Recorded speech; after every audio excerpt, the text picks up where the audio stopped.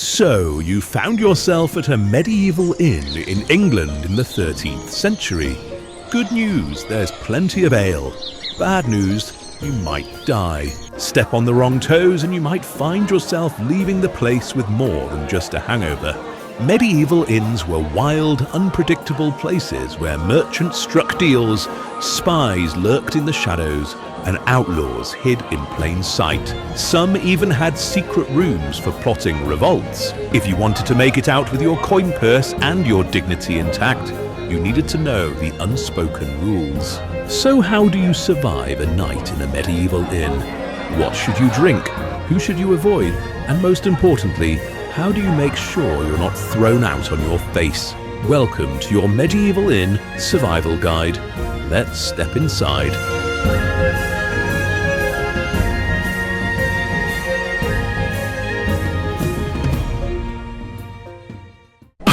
Oh, well, the first thing you'll notice is that it smells like shit.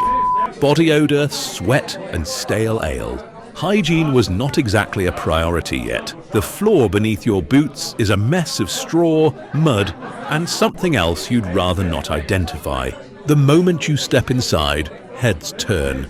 Some out of idle curiosity, others weighing whether you're worth robbing.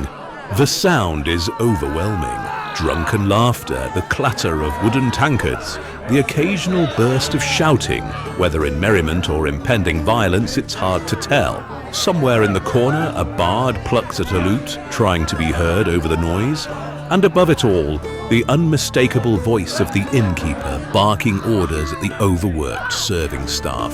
Your fellow patrons are a mixed bunch. The local farmers and labourers crowd around a communal table, exchanging gossip over bowls of thick pottage. Traders and merchants, freshly arrived from the road, haggle over deals between sips of ale. A few men-at-arms, still wearing their chainmail, size each other up, hands never far from their daggers. And then there's that guy in the corner, the one with the hood pulled low, nursing his drink in silence. He might be a weary traveller or a wanted outlaw. Either way, best not to stare. Also, it's best to know about who's who in terms of staff.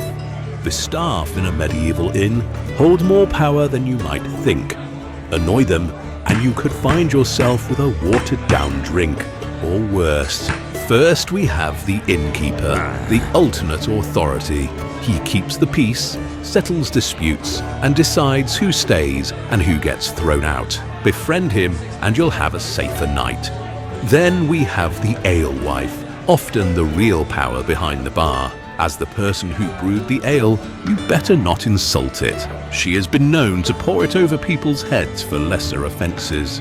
And finally, we have the serving staff and potboys. Overworked, underpaid, and always listening. What they hear could save you or ruin you. Now, I don't know about you, but I am gasping for a drink. You might be tempted to ask for beer, but in 13th century England, hops haven't quite caught on yet. What you want is ale, a cloudy, yeasty brew that's been a staple of English life for centuries. It's the fuel of peasants, merchants, and even monks. How do you pay?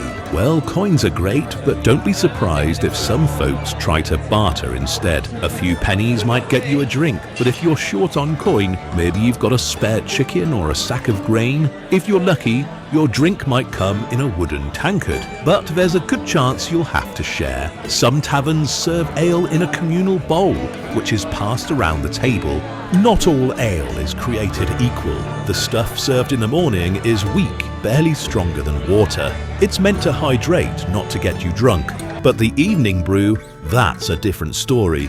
Strong, heady, and likely to leave you waking up in a haystack. What about food? Well, the fare is simple, hearty, and let's be honest, a bit of a gamble.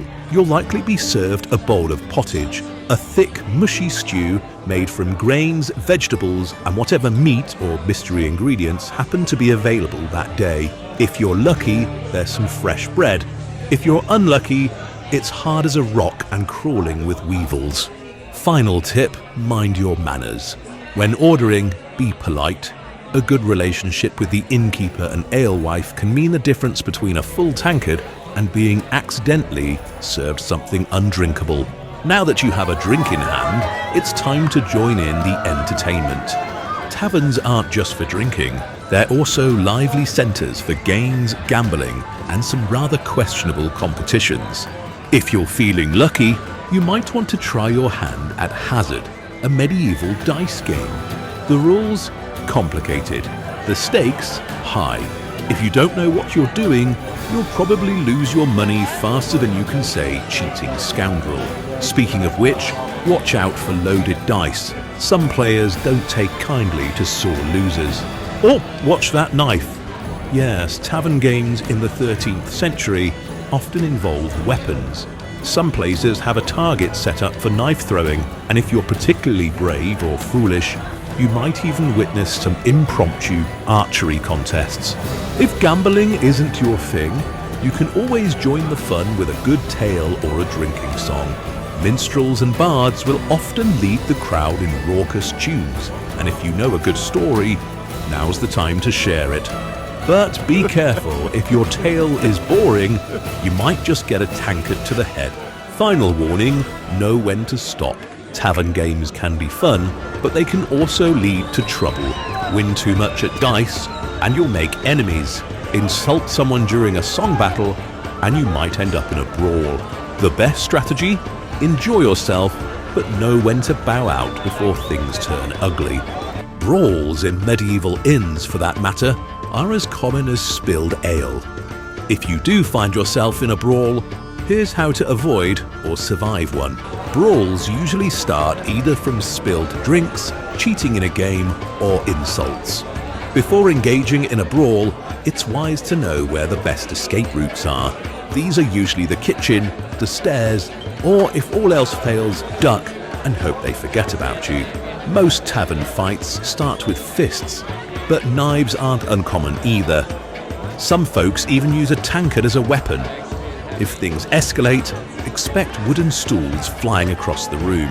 Sometimes the best strategy is to not fight at all. But if you must, make sure you throw the first punch and aim for the jaw. So there we have it. Surviving a medieval tavern is no small feat. If you've made it through the night and the morning after with your money, health, and dignity intact, consider yourself a true medieval inn veteran.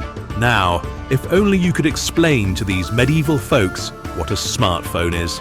If you enjoyed this video, then you might also be interested in seeing what the average day was like for a serf in the medieval times.